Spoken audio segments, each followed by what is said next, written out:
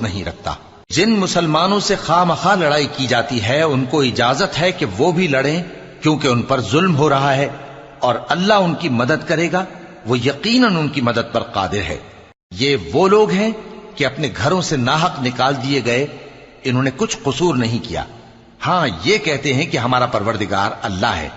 اور اگر اللہ لوگوں کو ایک دوسرے سے نہ ہٹاتا رہتا تو خانقاہیں اور گرجے اور یہودیوں کے عبادت خانے اور مسلمانوں کی مسجدیں جن میں اللہ کا کثرت سے ذکر کیا جاتا ہے گرائی جا چکی ہوتی۔